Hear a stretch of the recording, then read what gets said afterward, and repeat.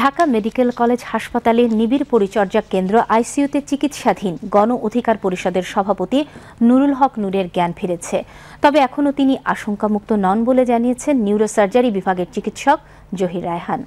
সকালে নূরের সর্বশেষ শারীরিক অবস্থা নিয়ে এক ব্রিফিংয়ে তিনি কথা বলেন। এদিকে নুরুল হক নূরের চিকিৎসায় ৬ সদস্যের মেডিকেল বোর্ড গঠন করেছে ঢাকা মেডিকেল কলেজ। বিস্তারিত ডেস্ক রিপোর্টে।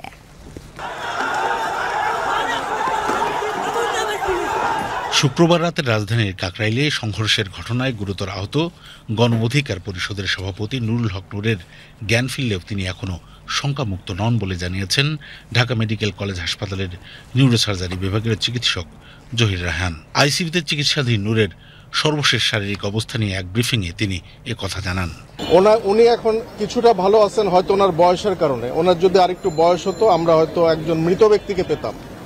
ওনার সাবঅ্যারাকনয়েড হিমোরেজ হচ্ছে। সাবঅ্যারাকনয়েড হিমোরেজটা হলো মাথায় আঘাতের সর্বোচ্চ চিহ্ন। সাবঅ্যারাকনয়েড হিমোরেজ এটা ওনার হয়েছে। আজকে সকালে আমরা একটা সিটি স্ক্যান করছি, ওখানে ওই হিমোরেজটা নাই, কিন্তু that haemorrhage is replaced by fluid. এটাকে ব্রেন ইডেমা বলে। এটা আরো খারাপ জিনিস।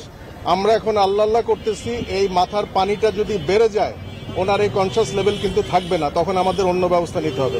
এদিকে নুরুল হক নূরের চিকিৎসায় উচ্চ পর্যায়ের মেডিকেল বোর্ড গঠন করেছে ঢাকা মেডিকেল কলেজ হাসপাতাল। মেডিকেল বোর্ডে হাসপাতালের পরিচালক সহ বিশেষজ্ঞ চিকিৎসকগণ রয়েছেন। হাসপাতালের পরিচালক ব্রিগেডিয়ার জেনারেল মোহাম্মদ আসাদুজ্জামান কথা জানান।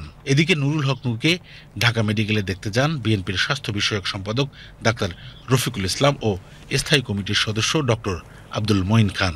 তারা নূরের চিকিৎসার খোঁজখবর নেন এবং তার পরিবারের সাথে কথা বলেন।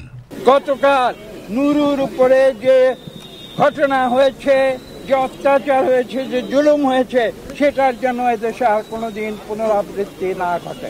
এখানে শান্তিপূর্ণ নিয়মতান্ত্রিক গণতান্ত্রিক রাজনীতিতে প্রত্যেকের মতামত প্রকাশের স্বাধীনতা থাকবে। এখানে কারোকে গায়ের জোরে তার মুখ বন্ধ করা যাবে না। এদিকে আগামী ৪৮ ঘন্টার মধ্যে জাতীয় পার্টিকে নিষিদ্ধের দাবি জানিয়েছেন গণ অধিকার পরিষদের সাধারণ সম্পাদক রাশেদ খান।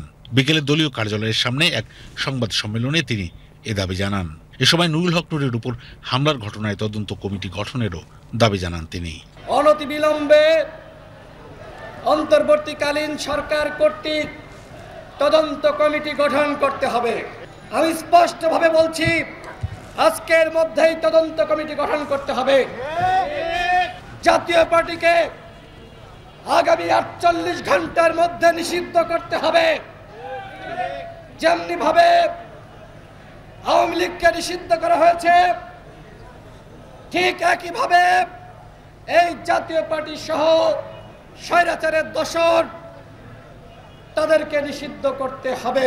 এদিকে গণ অধিকার পরিষদের সভাপতি ও ডাকসুর সাবেক ভিপি নুরুল হক নূরের উপর হামলার ঘটনায় বিবৃতি দিয়েছে সরকার। বিবৃতিতে জড়িত কোনো ব্যক্তি জবাবদিহিতা থেকে রেহাই পাবে না বলে জানানো হয়েছে। প্রধান উপদেষ্টার প্রেস উইং থেকে এ তথ্য জানানো হয়। Nurul Islam Khandakar, BTV news.